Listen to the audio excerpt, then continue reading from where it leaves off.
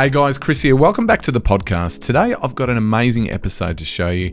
I talk with Miles V of Las Vegas. Miles is a performing artist and he's released some amazing original songs. He also performs in and around the Las Vegas area on the regular. We talk about everything from his origins through to songwriting and through to his performing in and around Las Vegas. I think you're going to really love it. So stick around. Let's go.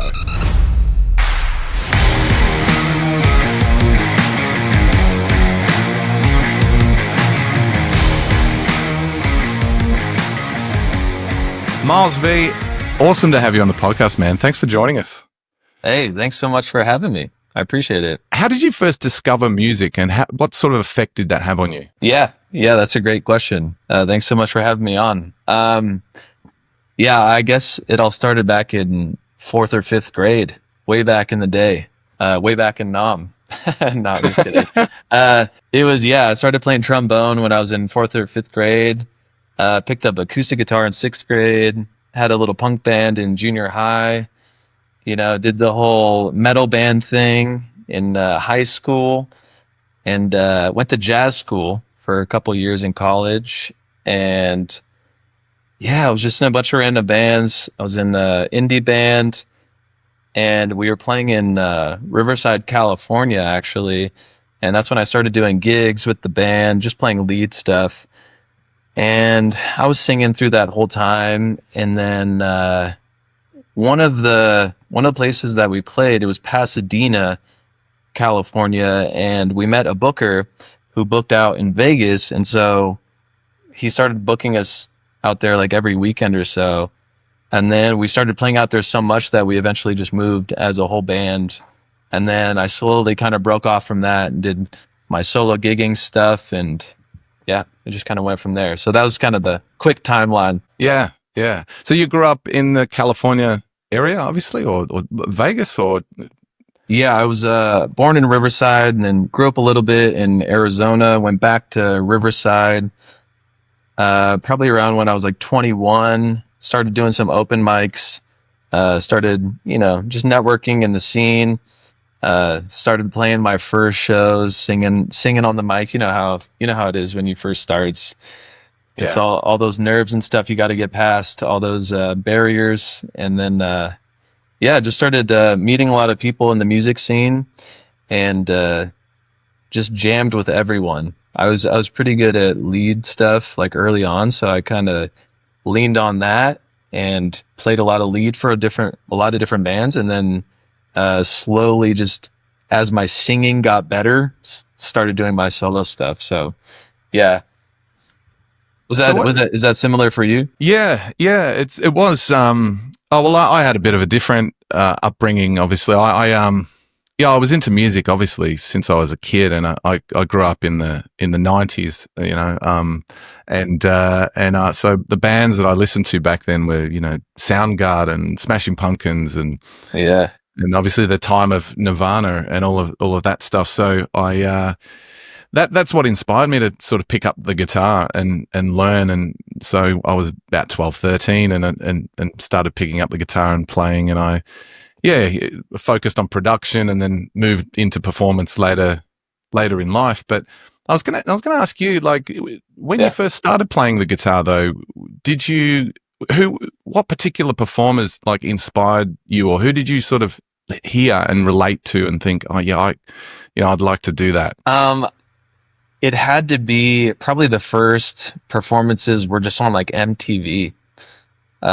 Just seeing like music videos or something. I just remember being really inspired, or just some of like the live performances on TV, because I didn't really go to shows when I was younger. And then I don't know, probably junior high or high school, I remember just going to some punk shows, or going to the smaller shows.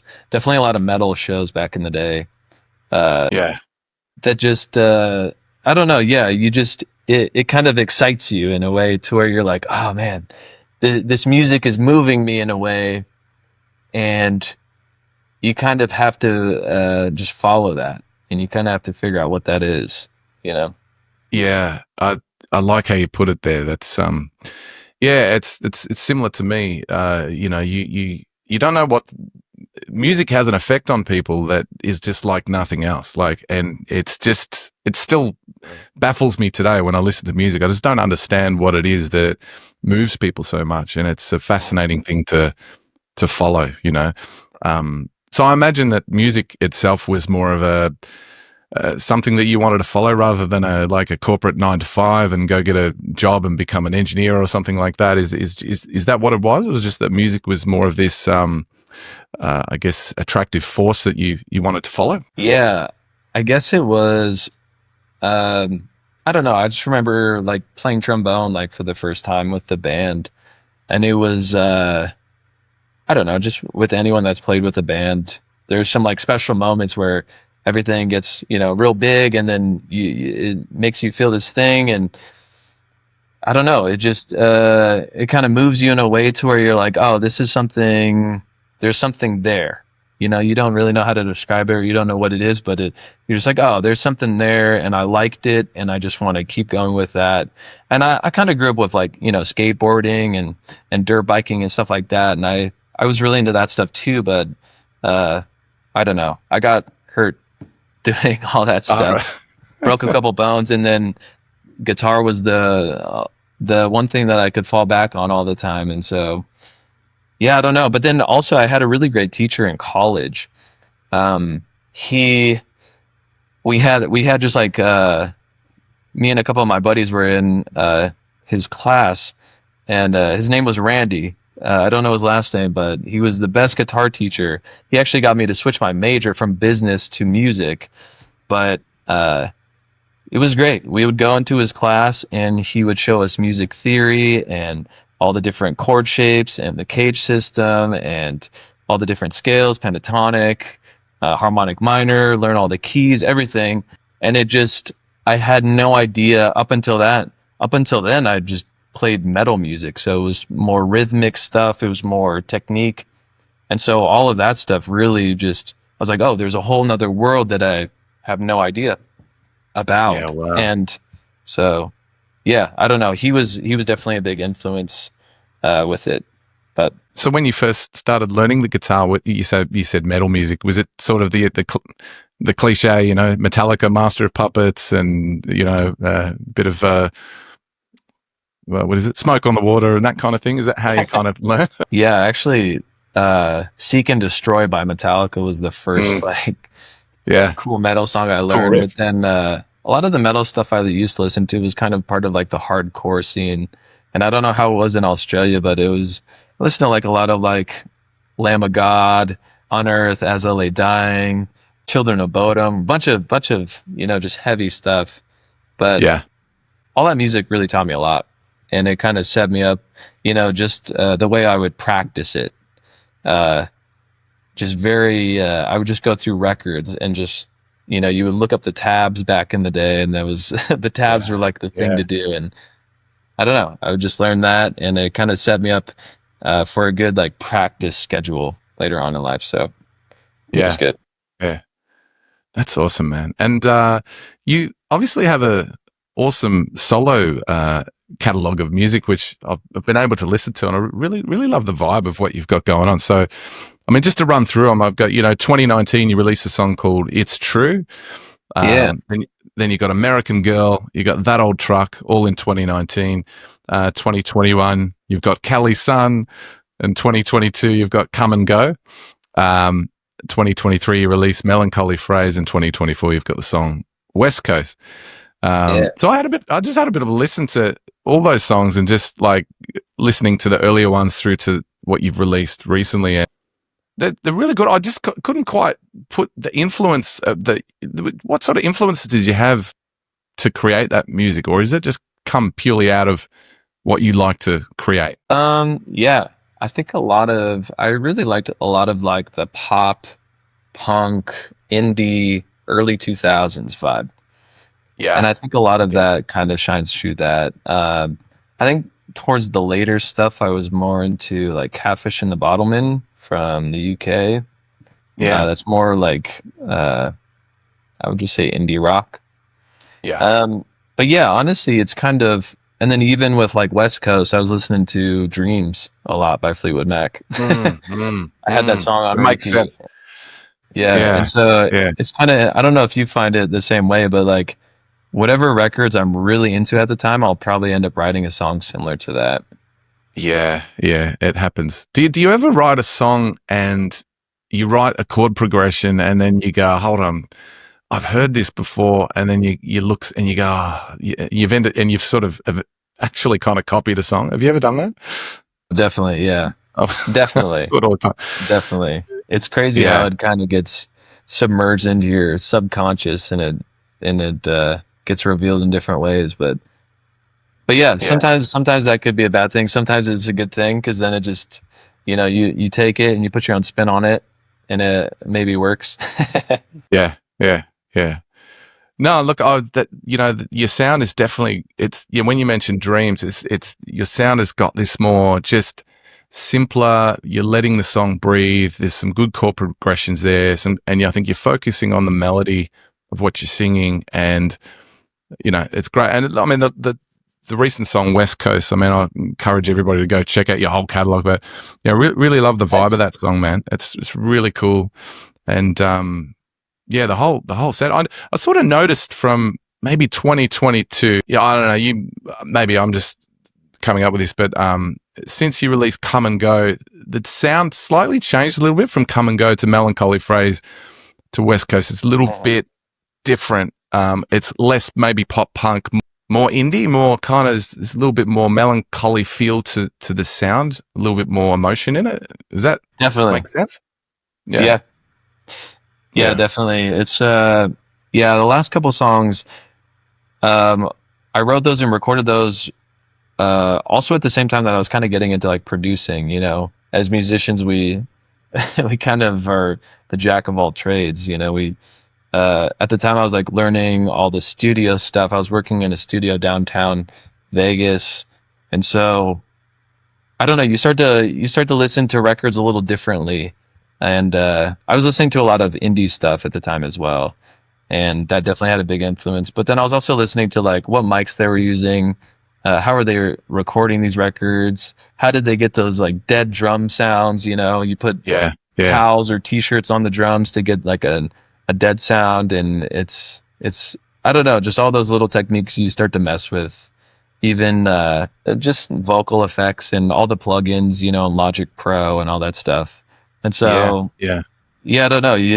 I was kind of a little bit done with the pop punk thing, and I was like, all right, let's experiment with some new stuff. So, definitely, you did your research. It's just Look, I mean, I love music. I've been listening to it for a long time, and I write and record music myself. So I just noticed that that shift in what you were doing there. But it's definitely working. It's got a more alluring factor to your song. I mean, they're all great, but the last couple of songs were really, really interesting to listen to. I was going to ask you, what is your process for putting a song together? You mentioned a little bit about production there. Do you write the song yourself, obviously, and then record in Logic Pro, and then do you go somewhere to produce and master it, or what's that process look like for you? Yeah, that's a great question. And I feel like every musician kind of goes through that process of figuring that all out. It's like you figure out how to record it, mix and master it, how to release it, your album art, you have to figure out everything, and I kind of figured that out just by doing a lot of it myself. I used Logic Pro and had to get all the mics and the interface. And typically, if I'm recording like a full band song, I will do everything at my house except the drums, because you need a good drum room. So I'll usually do drums in the studio. And then I could usually I have a decent mic, so I can do vocals. I can just go guitars direct and bass direct, or I could even just do an amp if you want. But that's kind of my process. And then once the song is recorded,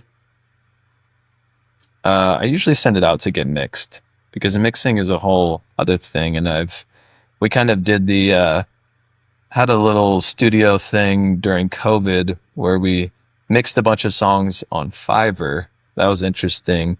And so I kind of dived into that world a little bit, but I don't know. I sent most of my songs to LA and they mixed it and mastered it and got it sitting in a good place. So that's kind of my process. And then the whole release and the marketing thing, you know how it is. It's I've tried to get it on playlists, paid for playlists. I've tried to do ads. The whole shebang. Yeah, that's good. Well, I noticed, It's True? It's got quite a lot of plays. I think it's up around the 100,000 plus. Did you end up getting that onto a playlist or? Yeah. So kind of some cool things happen with that. So even when you release a song, and this is for all the original artists out there, is like, you kind of have to experiment with your budget a little bit. And what I did basically was I got it on some Spotify playlists, and then it got some traction in the beginning. And then I think it got on a few Discover Weeklies, and I forgot what the other main playlist is, but it kind of got some traction for a while. And then I think I did 2 different placements of that same thing. And then also I was running ads. So I basically just took a video from my music video, kind of the most hyped up part of the music video, and I just ran ads on that. And so those together, running the campaign and the ads, kind of popped off a little bit. And so that's where those plays came from. Yeah, that's awesome. That's great. Yeah.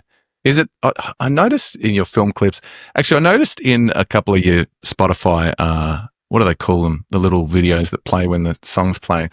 You're smashing a guitar in one of them. And then in another one, you're also smashing a guitar.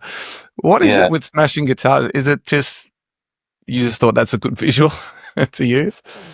Yeah, it definitely is eye-catching. Honestly, I've always wanted to smash a guitar. Oh, man, it's satisfying to watch, to be honest. I feel like I want to do it. I've never done it. Honestly, how does it feel? It feels great. It's like a cathartic experience, but I just bought super cheap guitars to do that, for anyone who's like, why would you smash a guitar? It was like $20, Yeah. No, I can tell it was. But yeah, it was honestly, I know I wanted to do a slow-mo shot of breaking the guitar for one of the music videos. And then I also smashed an acoustic for It's True. And so, I don't know. I just kind of wanted to do it. And it felt really good. Yeah. So if anyone out there wants to visualize that, just go to Spotify, look up Miles V, and you can check out his catalog, and you'll see what we're talking about there. Yeah. So I guess that's one part of being a original artist is part of your music career, but obviously you've had a really successful career playing as a solo acoustic musician, and also part of, obviously, I'm assuming maybe duo, trios, and bands in and around the Las Vegas area. And I think part of your appeal as well on Instagram, I think a lot of people will see you playing, in and around Las Vegas. And I think a lot of musicians think, oh man, how cool would that be to just be, living the dream, playing at venues around Las Vegas. So how did all that begin, and how's it going? Yeah. Great question. I think it started, I was going to jazz school for a couple of years in Arizona, and then I started going, my whole family moved to Riverside, California, and then I started going to jazz school there. And then in college, you're always just like, what is going to happen next? You never know what job you're going to get or what opportunities you're going to have.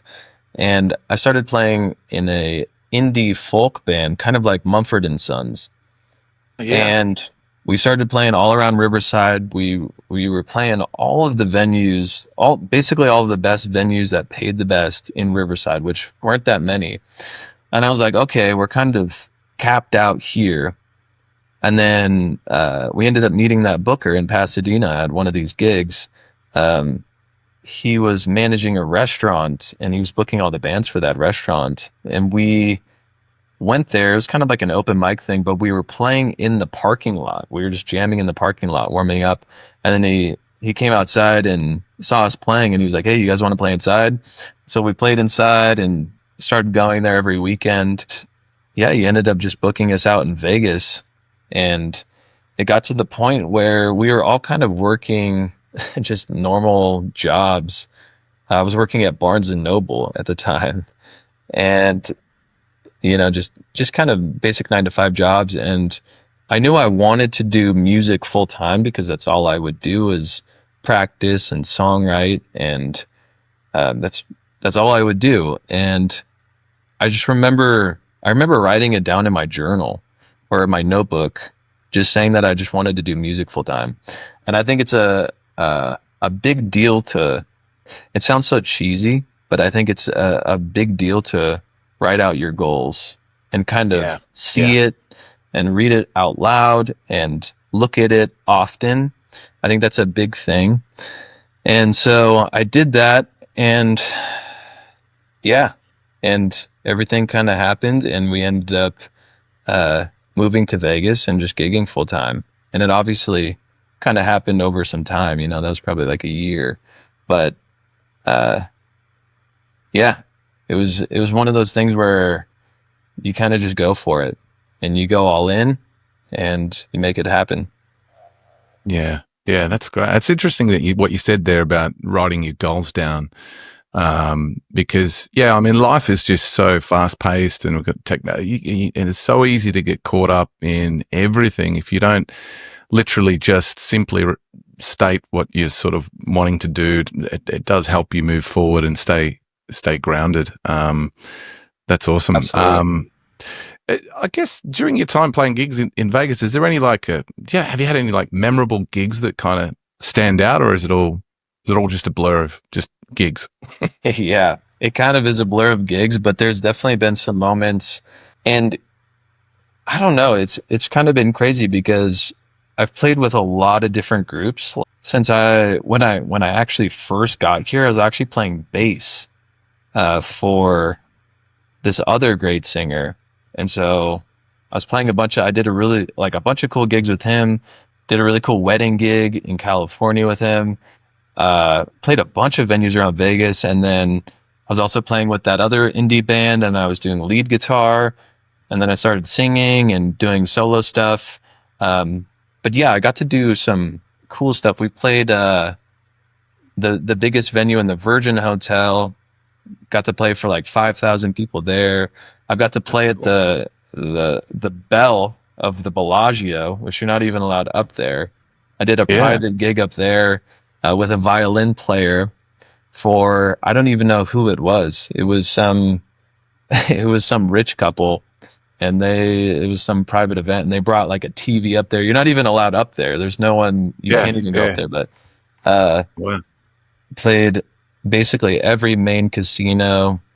I've played, it's been crazy. Yeah, I think it's been at this point thousands of gigs, and you see everything from it's interesting because when you play so many shows in so many different places and so many different songs and so many different instruments, you start to collect kind of all this data of what works and what doesn't, and you start to take in all these experiences from having the worst gig to having the best gig. And having the gigs that you're super scared, and having the gigs that you don't care at all, and they turn out the best. And so it's been a crazy ride.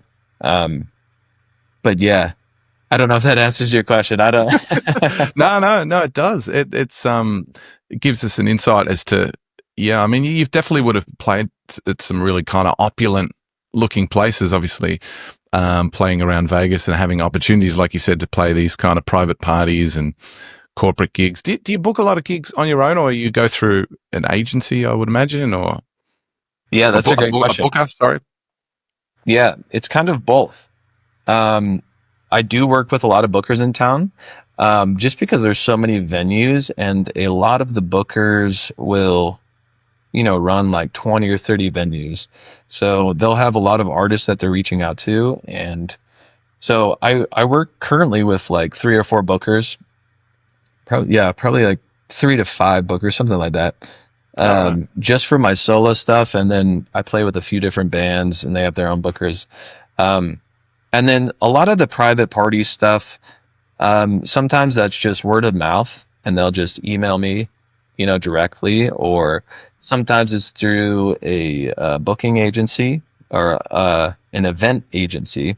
So there's a lot of events going on in Vegas, business parties, corporate parties, even private parties like people's birthdays and weddings and anniversaries and stuff. So some of it is word of mouth. Some of it is event agencies just putting on, they'll do everything from the catering to booking out the venue to the entertainment. So I'm on their rosters, so they'll just hit me up for those. So do you find that the social media presence helps get word out there and for people to be able to contact you and kind of know what you're doing and all of that? Definitely, yeah.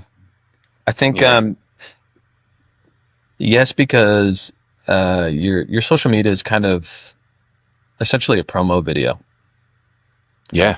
And so they can just get like a quick glimpse of what you look like, what you sound like, the kind of venues that you're playing. And so if they don't, maybe you're an up and coming musician and you don't have a promo video yet or something, but you can get some videos of you playing live and you can post those and people can see those. That's better than not having a promo video. Yeah, absolutely. And do you, and that's a good, that's some good advice there. I was going to ask you what advice you might have to maybe some young up and coming musicians, but I think I saw on one of your reels, you did a reel on some 3 key things that was advice for young musicians. And like you said, to have something up there is good. Do you think sound quality necessarily matters for your first few videos, or is it just get it as best sounding as you can, or what's your thoughts there? Yeah, exactly. I think just getting any video out, because a lot of people aren't musical. So like basically a lot of people that would hire you, they might not even play an instrument, or they just might like how you look professional and that you sound good singing some stuff. And then the audio quality doesn't have to be crazy good. It just kind of has to show that whole package. You're professional, you're dressed up well, you're going to show up on time, you have some good songs to sing, and that's going to be enough to get you booked. Yeah. I was going to ask you, obviously I'm an acoustic musician myself as well, but is there a signature song that you kind of just start with every gig, like your first song? Is there a song that you play more often than not as your number one song? Yeah. I play, what is it called? It's by CCR. Good job in the city. Oh, Proud Mary. Proud Mary, that's it. Proud Mary? That's it. Oh, nice. Yeah. CCR always goes off well. That's sometimes I'll start with like Folsom Prison or Follow Me by Uncle Cracker. Those are just really good songs that are just also kind of easy to sing just to get you warmed up, What about you? Yeah. What do you start with? At the moment, I start with I'm on Fire by Bruce Springsteen, because I don't know, it's like a soft sort of start, but it's not too soft. It's sort of recognizable. People know it. Great. And I try and do the falsetto bit in that. Yeah, that's good. Yeah. How is it? What songs are super popular in Australia? Like, what are good question. Good question. It's funny you say that, because when I first started out as a musician, I thought I knew, these songs are good, everyone's going to love these or whatever. But there's almost like this subculture of what people like to hear at a venue versus what's popular on the radio or whatever, right? It's completely different. There's some traditional Australian songs that go, not traditional, but I mean, they're just normal songs. But there's a song called Horses by Daryl Braithwaite. And if any other muso in Australia is listening to this, they'll know what I'm talking about. Everybody asks you to play Horses. And it's kind of as a muso, you're like, oh, horses again. Oh my God. But, Horses is a song. Who's that by? It's by an artist called Daryl Braithwaite. Daryl. It's more of a traditional Aussie kind of request. And maybe we have an artist called John Farnham, who you may have heard of. He sings a song called You're the Voice. That's pretty popular over here as well. That's like your Wonderwalls, huh? Yeah, but that being said, it's not particularly different. I mean, I close out with, like, a lot of the time it's like Country Roads or like Sweet Caroline or something like that. You know, I don't know, Sweet Caroline's very overplayed and some people don't like it, but it tends to work. But yeah, absolutely. It's the same here. Those are just classics, you know. And that's, are you looping too? Or are you doing like a duo? I play in a duo, but I also play in a solo. But even when I'm in a duo, I do loop. I've got the Boss RC 500, I think it is, but I'm fairly basic with my looping. I'll sort of loop a beat. I know you've got that that sort of beat maker thing that you use, but I'll tend to use sort of the part of the guitar and create a beat and let that kind of loop. I might loop some different chords, and then sort of play in an octave up type of thing, other chords kind of thing, and then put some lead on top of that. I do a bit of looping. Yeah, just building some nice layers on it. Honestly, that goes so far, and I think people overthink it when it comes to looping. Is like literally just doing a simple beat and just getting some kind of percussion or rhythm behind your song can add so much. It really doesn't have to be anything crazy. Exactly. Yeah. I was going to ask you too, like with the singing side of things, as you got into singing, is there a process that you go through to determine what key you're going to sing a song in before you kind of do it? How do you deal with like key and your own voice? Yeah, that's a great question. I think it's been a little bit easier to figure out because of just knowing music theory through jazz. And usually a good tip that I think everyone should try to do is figure out how to play the melody that you're singing on your guitar. And then you can kind of figure out where to put it. If it's like too high up and you're playing high up on your guitar and it's like, you know, maybe some Maroon 5 or something, and you're like, this feels really high. You could just move that scale or that melody just down a little bit, and then you figure out what key that's in. And then you can kind of figure out a good key to sing the song in. But I feel like that's a really good thing to figure out, and it's good to take some time and actually, you know, figure out the melodies that you're singing on guitar, because then you want to put it in a key to where your voice sounds good where it's at now, but then you also want to put some songs in some keys that are actually going to push you a little bit. You know, you want to if you just sing in one key, you know, or you just put all your songs in the same range, you're not going to grow as a singer. So I think it's kind of good to do both. You know, you want to put your songs in keys to where you can sing them anytime at a gig, no matter if your voice is super good that day or it's a little rough that day. You should still be able to sing those songs. So put them in the key to where you can sing those songs all the time, but then also have those batch of songs that like kind of push you a little bit, you know, kind of get you up into your mid range, maybe do some falsetto stuff or kind of push you out of your range a little bit. Yeah, I completely agree with that. It took me a little while to work that out. I remember when I first started out as an acoustic performer, I was a bit younger and I just wanted to sing everything in its original key. You know, I actually used to sing Sweet Child of Mine in the original key, just like Axl did on the record. Wow. And man, I've got to admit, I did pull it off for a few gigs and it turned a few heads and it was really good, but I just couldn't replicate it. Like I would lose my voice every few weekends from doing that song, and I would loathe having to sing it because I knew it was quite a stretch for my voice, and I was pushing my voice kind of maybe beyond what it should be pushed. And even Axel nowadays doesn't sing like that. Right. He does everything in his falsetto nowadays, but yeah. So no, what you said about key is really important to work that out. Work out what's comfortable for you and work out where that is on the guitar. Use your capo and kind of, don't try and be a hero.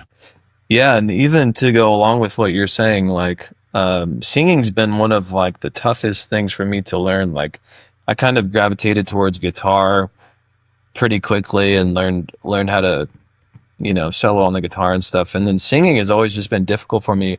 And for any singers who are listening to this, don't be scared to get vocal lessons. Like I had a vocal lesson today at 4 p.m. and I've been doing that for the last, 6 or 7 years, and it's helped so much.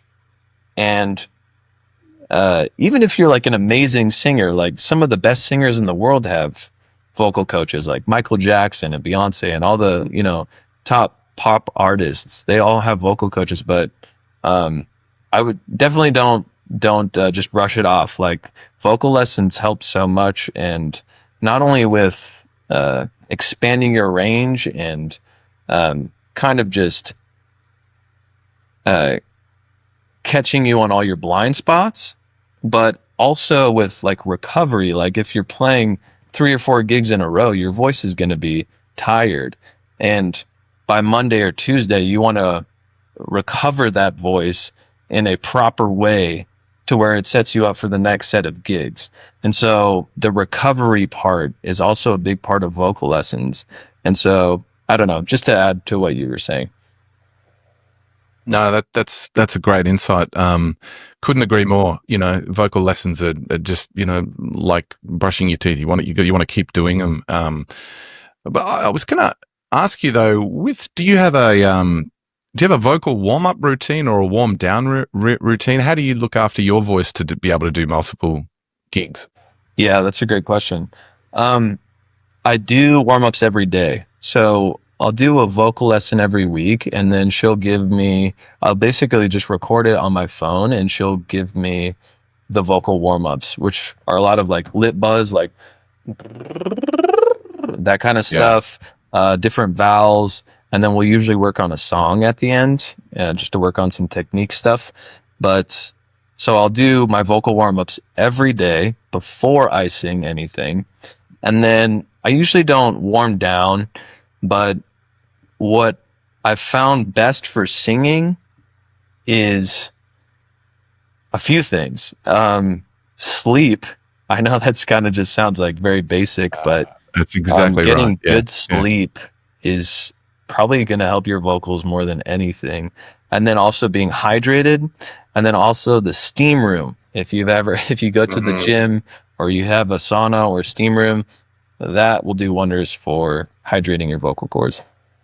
Yeah, it's good. Yeah, you're exactly right. I've had those gigs where you've sort of woken up a bit, you're a bit like, oh man, like I'm not going to sound great tonight. And you're right. That's that. I'll sometimes take a hot shower and just that steam. It doesn't feel like it's doing anything, but give it an hour after you come out of a steam room or a hot shower or something like that. It really does make that difference for your voice. Yeah. And like you said, vocal warm-ups are just so important. So yeah. The other thing I was going to ask you was, what is it about playing music that makes you want to keep going? Like, how do you sort of keep it fresh? You've been doing it for so long now. What is it about playing music that makes you want to keep going? Honestly, I think even, it's kind of two answers, I guess. For the original stuff, it's kind of always hard to. I feel like you're always kind of songwriting, or you're always kind of influenced by new music, and so that's kind of always just like a thing that you kind of you always just pick up the guitar and start jamming and start writing stuff. That's kind of more on the original side, but for the cover side, to keep it fresh as well. If you're doing a bunch of cover gigs, I would just say learning new songs every week. And kind of just messing with the looper and kind of messing with arrangements and stuff, really keep it fresh. Because I'll have people come up to me and be like, "Hey, just play your favorite song." Like a lot of the times I'll just do requests all night, but some people come up to me and they'll just be like, "I'll play your favorite song." And it's interesting because I never have the same favorite song. It's always like a new song that I'm excited about that week. I just came up with a cool arrangement and it's fresh, and I'm kind of scared to play it because I haven't played it that much, but then I also know I could get through it, and that's my favorite that right now. So that keeps it fresh and exciting. I think it's just always kind of learning new stuff and evolving. Yeah, I completely agree with that. And it's funny. I get the same thing. I get people say, "Oh, what's your favorite song? Play your favorite song." Always struck me as a bit odd for someone to ask me to play my favorite song. It's kind of weird, but I get people in the crowd asking me to do that as well, which is funny. How are the Aussie shows? Are they crazy? Like, what's the craziest thing that's happened at an Aussie show? Oh, gee, it's well, probably. Look, I was thinking about this the other day. I mean, I play a lot of different venues around the place, but I mean, it gets pretty crazy in some pubs, late at night when you're playing. And I don't know. I don't have any one thing that's sort of crazy, but even playing at our casino here called Crown Melbourne, on a Saturday night, it gets kind of loose in there and kind of crazy. You get there's sort of 1,000 people in there, and it gets crazy, and it's an awesome feeling, like when you hear everybody singing the song back to you and you're all singing together. Not because you're the hero and you're some rock star up there, but it's more just the power of music. What music does to people when they're a little bit loose, they've had a few drinks, and all they want to do is sing great songs. And it's good being part of that, with an audience. It's really awesome. But in terms of craziness, it's just typical of any a pub or club. People get a bit crazy, and they'll want to take the mic and sing a song, or my friend's a singer, can he come up? Can I sing? Can I take the microphone, or can I play your guitar, and all that sort of thing? But I never let any of that happen. But what about from your side? Is it similar?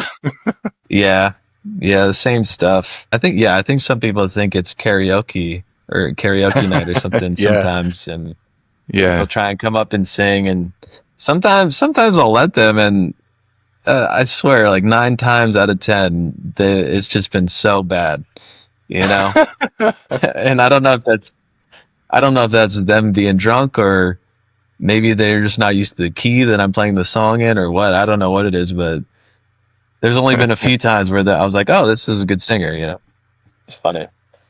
Yeah, I had an incident one time. I was playing a solo gig at a venue, but it was completely chock-a-block packed, and I think there were an Irish football team that were there as well at the gig, and one of they were pretty big dudes, and one of the guys came up and said, "Oh, look, can my friend come up and sing a traditional Irish sort of chant or song or something like that?" And I was in my kind of mode of like, I was a bit tired and that. I'm like, "Oh no, dude, whatever." But I ended up giving in, and I sort of let him do it. It was pretty cool. Everybody sort of sang along, all the team did, and everything like that.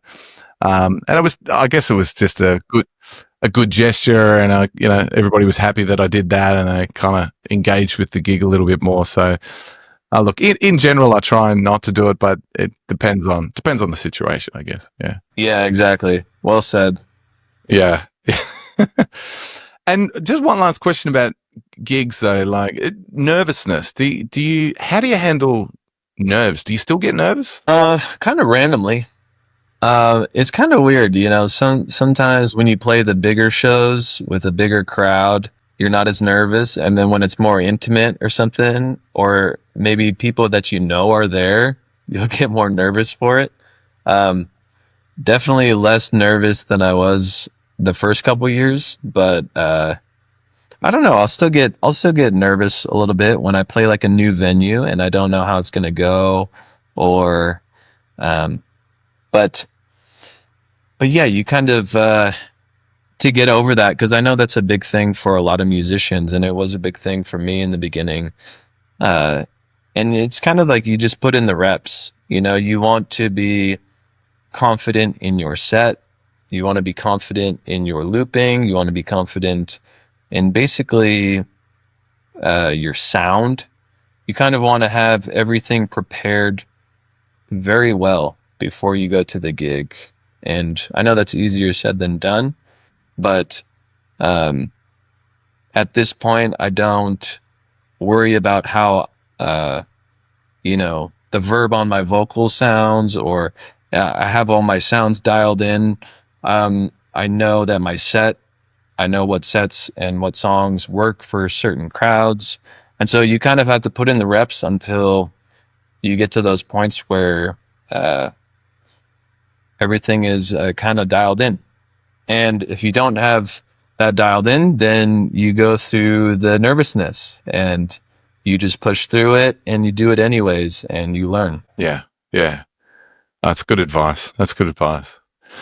Mate, thanks so much for coming on the podcast today. It was honestly amazing to chat to you, and we've never really spoken before, so it was really great to have a detailed conversation with you about this. And where can people connect with you if they want to connect with you? Yeah, absolutely. Yeah, thank you so much for having me. It was really good to meet you, and I've never been to Australia, so maybe I'll cruise out one day. Yeah, for sure. Yeah. People can find me at my Instagram, which is just at Miles V Music, or at money_musician. That is the business account. And then, or you can check out my website, www.moneymusician.co. And yeah, that's it. I'm in Vegas, always playing. So if you're rolling through, let me know. So everybody check out Miles V, go to those places to check him out, give him a follow. And thanks again for coming on the podcast, mate. We'll talk to you soon. Hey, thanks for having me, Chris. Appreciate it. Cheers.